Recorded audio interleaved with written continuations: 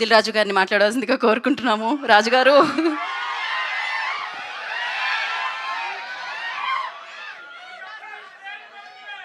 అందరికి నమస్కారం. Hi boys. ఇదేంటి వాసుని స్లోగనా ఇది? సరే, 2026 వచ్చి ఆల్మోస్ట్ 3 months కంప్లీట్ చేసుకుంటున్నాం. ఈ మధ్యలో మీరు చాలా సినిమాలు చూశారు, చాలా హిట్ అయినాయి. మీకు నచ్చిన సినిమాలు ఏంటో చెప్పండి. జనవరి నుంచి రిలీజ్ అయిన సినిమాలు: యుగంధర్, దురంధర్, నారి నారి నడుమ మురారి, మనశంకర్ వరప్రసాద్,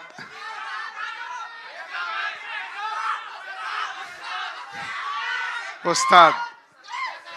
అంటే నేను ఎందుకు అడుగుతున్నా అంటే, ఒకప్పుడు మేము సినిమా తీసి రిలీజ్ చేసేటప్పుడు చాలా, ఇందాక అభిలాష్ అన్నాడు కదా నా గురించి టెన్షన్ పడ్డాడని. ఇప్పుడు ప్రతి సినిమాకు మీరు మమ్మల్ని అలా టెన్షన్ పెడుతున్నారు. సినిమా రిలీజ్ వరకు కాదు, ఫస్ట్ ఏదైనా ప్రోమో ఇవ్వగానే మీకు నచ్చుద్దా లేదా, నచ్చలేదానికి అక్కడే డిసైడ్ చేస్తున్నారు ఈ సినిమాకు థియేటర్కి వెళ్ళాలా వద్దా అని. అంటే మాకు సినిమా తీసే వాళ్ళకు మీరు ఇప్పుడు చాలా ఛాలెంజెస్ విసురుతున్నారు కోవిడ్ తర్వాత. దానికి మా యంగ్ ప్రొడ్యూసర్స్, అంటే నేను యంగే, అంటే ఇందాక వాసు అన్నాడు కదా, Bunny Vas and UV Vamsi first Arya సినిమాతో సినిమా ఫీల్డ్లోకి వచ్చారు. West Godavari distributor Bunny Vas, Nellore distributor UV Vamsi. అప్పటికి ఇంకా బన్నీ వాసు కాలేదు వాడు. బన్నీ మెల్లిగా మెల్లిగా మెల్లిగా అయిన తర్వాత బన్నీ వాసు అనేది ట్యాగ్ లైన్ కూడా నేనే ఇచ్చా, ఏమని పిలవాలి వాసు అని. సో ఈరోజు అటు వాసు GA2లో కానీ వంశీ టు యూవీలో సక్సెస్ఫుల్గా జర్నీ చేస్తూ ముందుకెళ్తున్నారు. పోతే బన్నీ వాసుకేమో రైట్ సైడ్ బన్నీ ఉన్నాడు, వంశీకేమో లెఫ్ట్ సైడ్ ప్రభాస్ ఉన్నాడు. సో అలా వాళ్ళు సినిమా పైన ఇంట్రెస్ట్తో ఇద్దరు అలా ప్రొడ్యూసర్స్ అవ్వడం, డిస్ట్రిబ్యూటర్స్ నుంచి ప్రొడ్యూసర్స్ అవ్వడం, లైక్ మమ్మల్ని ఇన్స్పిరేషన్గా తీసుకొని సక్సెస్ఫుల్గా సినిమాలు తీయడానికి మెయిన్ పంతా స్టోరీ. వాళ్ళిద్దరు కూడా స్టోరీల్ని పట్టుకొని కొత్త డైరెక్టర్లతో కూర్చొని వర్క్ చేయించు సినిమాలు తీసిన సినిమాలన్నీ సక్సెస్ఫుల్లే, రైట్? శర్వాతో యూవీలో ఇది 4th ఫిలిం. రన్ రాజా రన్ కానీ, ఎక్స్ప్రెస్ రాజా కానీ, అండ్ మహానుభావుడు కానీ అన్నీ. ఇప్పుడు ఈ బైకర్ గురించి లాస్ట్లో మాట్లాడతా.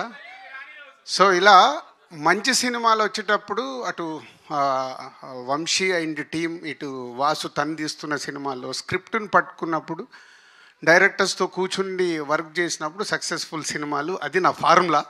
నేను కూడా ఈ మధ్య కొంచెం ట్రాక్ తప్పి మళ్ళీ ఇప్పుడే ట్రాక్ ఎక్కాను. సో ఎక్కేసా డోంట్ వరీ, వచ్చేస్తున్నాం. సో అలా అంటే కథల్ని నమ్ముకొని రైట్ టీంతో వర్క్ చేసినప్పుడు వాళ్ళ కెరియర్లో ఎప్పుడు మిస్ఫైర్లు కొట్టలే, నేను కూడా ఎప్పుడు మిస్ఫైర్లు కొట్టలే. So that is a inspiration for వాళ్ళకి. అలాగే కొత్తగా వస్తున్న వాళ్ళు కూడా చాలామంది పంతాలో వెళ్ళిన వాళ్ళందరూ సక్సెస్ఫుల్గానే ఉంటారు. సో ఈ పాయింట్ ఎందుకు చెప్తున్నానంటే, మిర్చి సినిమా తీసినప్పుడు వంశీ ఫస్ట్ ఫిలిం నాకు కథ వినిపించాడు. తర్వాత సినిమా రెడీ అయిన తర్వాత యావిడ్ రూమ్లో సినిమా చూపించాడు, ఫస్ట్ కాప్ వచ్చిన తర్వాత సినిమా చూపించాడు. అలా ప్రతి ఒక్కటి షేర్ చేసుకునే వాళ్ళం. నేను అలాగే అంతకుముందు నేను ఆర్య ఆట తర్వాత అరవింద్ గారికి వీళ్ళందరికీ మేము కథలు వినిపించడము, ఒపీనియన్ తీసుకోవడము, షేరింగ్ ఉండేది. సరే, ఎవరి లైఫ్లో వాళ్ళం బిజీ అయిపోయాక నాకు తెలిసి ఎక్స్ప్రెస్ రాజా లాస్ట్ అనుకుంటా నేను చూసింది. దాని తర్వాత వంశీ నాకు ఏ సినిమా చూపించాలి, after long time biker cinema అన్న నువ్వు చూడు అని చూపించాడు. నేను ఎందుకు చెప్తున్నా అంటే, ఎప్పుడైతే ఇందాక అభిలాష్ చెప్పినప్పుడు నా వంశీ సినిమానో వాసు సినిమానో నేను ఈజీగా గెట్ చేయగలుగుతాను. నేను మీలాగా అక్కడ కుర్చీలో కూర్చొని చూస్తాను, నాకేం ఎమోషన్ ఉండదు. సో నా సినిమా ఎప్పుడన్నా వాళ్ళు చూడాలనుకున్నప్పుడు వంశీ కానీ వాసు కొంచెం మేనేజ్ చేస్తాడు, కానీ వంశీ నాలాగే ముఖం మీదే చెప్పేశాడు, అన్న బాగుంది బాగాలేదు అని, మోమాటం ఉండదు. సో ఈ బైకర్ చూసినప్పుడు ఆఫ్టర్ లాంగ్ టైం ఒక యావిడ్ రూమ్లో నేను సినిమా చూసినప్పుడు అభిలాష్, ఫస్ట్ క్రెడిట్ అభిలాష్కే. ఎందుకంటే ఒక డైరెక్టర్గా తను అనుకున్నది అచీవ్ చేయగలిగాడు. దానికి ఆ ఎమోషన్స్ కానీ, ఆ బైక్స్ పైన తీసిన ఇందాక సౌండ్ అన్నాడు కదా, ఇప్పుడు అడిగాను, నువ్వు యావిడ్ రూమ్లో చూపించేసావు, అలా కాదు నేను ఫుల్ స్క్రీన్లో సినిమా చూడాలి, ఆ సౌండ్ ఏంటి, నీ విజువల్స్ అక్కడ చూసిన దానికి థియేటర్కి డబుల్ అవుతుంది. మామూలుగా మన టీవీలో చూసినప్పుడే ఉండే ఎక్స్పీరియన్స్ బిగ్ స్క్రీన్ మీద చూసినప్పుడు సౌండ్ కానీ విజువల్స్ కానీ చాలా మారుతాయి. దానికోసం నేను వెయిటింగ్. సో యావిడ్లో చూసినప్పుడు ఐ లైక్ ద ఫిలిం. నాకు ఇందాక అభిలాష్కి వంశీకి రెండే నాకు అనిపించినవి ఫ్రెష్గా చూసాను. నాకు స్టోరీ ఏం తెలియదు. 2 కరెక్షన్స్ అనిపించినాయి, చెప్పాను. వాళ్ళు ఇమీడియట్గా చేసుకొని నాకు వంశీ ఫోన్ చేశాడు, అన్న మీకు అనిపించే చేశానని. So this film is going to super hit. అట్లా లేదమ్మా, మీరు అదేం లేదు, మార్నింగ్ షో చూసి మళ్ళీ మీరే అంటారు. ఇప్పుడు నన్ను కూడా తిట్టుకుంటారు రేపు మీకు నచ్చలేదు అనుకో. అది నాకు క్లారిటీ ఉంది. ఈ సినిమా సూపర్ హిట్. మీరు థియేటర్కి వచ్చి ఎంజాయ్ చేస్తారు. ఎందుకంటే ఇందాక అభిలాష్ చెప్పినట్టు father and son emotion super. అలాగే వాళ్ళిద్దరి మధ్యలో ఉండే కాన్ఫ్లిక్ట్, ఫాదర్ అండ్ సన్ మధ్యలో ఉండే కాన్ఫ్లిక్ట్ సూపర్. విజువల్స్, బైక్తో రేట్ చేసిన ఎపిసోడ్స్ సూపర్. అండ్ ఇలా ప్రతి ఒక్కటి almost 2.5 hours film. And release అయిన సాంగ్స్ కూడా చూశారు. మ్యూజికల్గా Ghibran is given is very good. Yuvraj visuals, ఇలా ప్రతి ఒక్కరు పార్టిసిపేషన్ చేశారు ఈ సినిమాకి, ఆల్ టెక్నీషియన్స్. అది ఎప్పుడు సాధ్యమవుద్దంటే అప్కమింగ్ తనకు సెకండ్ ఫిలిం డైరెక్టర్ కాబట్టి అది రాసుకొని అనుకున్నది తీసుకునే వరకు యువి వంశీని కూడా బాగా కష్టపెట్టాడు. అలాగే వాళ్ళ యాక్టర్స్ని కూడా కష్టపెట్టారు. స్పెషల్గా ఇందాక రాజశేఖర్ గారి గురించి కూడా మాట్లాడతాను నేను. చెప్పారు ఇందాక అభిలాష్ 8:30కి వచ్చేవారని. అంటే మా ఇండస్ట్రీలో కొన్ని నడుస్తూ ఉంటాయి, రకరకాల రూమర్స్ ఉంటాయి, దాన్ని క్లియర్ చేశాడు అభిలాష్. సో శర్వా, అక్కడి నుంచి శర్వాకి వస్తే ఎంత మేకోవర్ అయ్యాడు అసలు. నేను ఆ మధ్య నేను చూసి షాక్ అయ్యాను. ఎందుకంటే మేము శతమానం భవతి కానీ జాను 2 సినిమాలు చేశాము శర్వాతో మా సంస్థలో.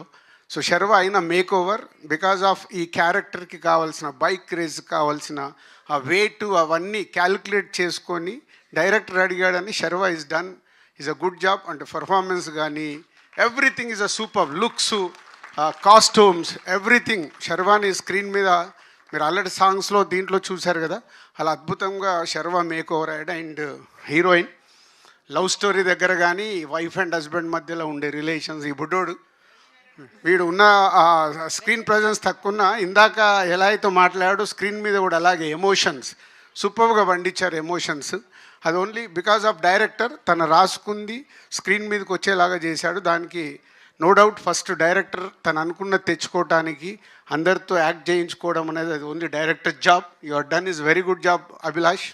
వాసు నువ్వేదో ఆశపడుతున్నావు, బట్ వెయిట్ చేయి ఒక 2 years అండ్ అభిలాష్కి ఏదో చెక్ ఇస్తాను. సో అలాగే అదర్ యాక్టర్స్తో పాటు రాజశేఖర్ గారు, ఇందాక 2.0 అని వాసు ఎవరు అన్నారు. ఎస్, రాజశేఖర్ గారిని ఈ స్టేజ్ పైన ఉన్న దాంట్లో ఫస్ట్ సీనియర్ ఆయన, సెకండ్ సీనియర్ నేనే. సో రాజశేఖర్ గారిని అన్ని రకాలుగా చూసాం. ఈ సినిమాలో ఒక ఫాదర్గా, ఒక శర్వాకు ఒక కోచ్గా తను చేసిన పర్ఫార్మెన్స్లో కానీ ఆ స్ట్రిక్ట్నెస్, కోచ్ అంటే ఎలా ఉండాలో అలా ఉండాలి కదా, దానివల్ల చేసింది. వాళ్ళిద్దరి మధ్యలో జరిగిన కాన్ఫ్లిక్ట్ కానీ is a super. And father and son, and ఇప్పుడే రివీల్ చేద్దాము, ఫాదర్ అండ్ సన్ ఎమోషన్స్ అన్నీ అద్భుతంగా చేశారు. థ్యాంక్ యూ రాజశేఖర్ గారు. ఎందుకంటే ఇప్పుడు మీరు ఇలా ఓపెన్ అయినప్పుడు మేము రేపు కథల్లో మీ దగ్గరికి ఈజీగా అప్రోచ్ అవ్వగలుగుతాం. ఓకే, రాజశేఖర్ గారిని క్యారెక్టర్లో అడగొచ్చు అని. సో మీరు ఇలా ఇండస్ట్రీకి మళ్ళీ 2.0గా రావడం చాలా happy sir. Thank you, welcome. And UV Vamsi, మొన్న ఈ మధ్య నేను ఇందాక కథ గురించి మాట్లాడాను కదా, సంతోష్ శోభన్తో, నాకంటే ముందు మీరే చెప్పేస్తారు కదా. సో ఒక మళ్ళీ చిన్న సినిమా తీసి ఎలా అయితే రీచ్ అయ్యాడో ఈ సినిమాతో మళ్ళీ is giving a very good film for audience, for industry.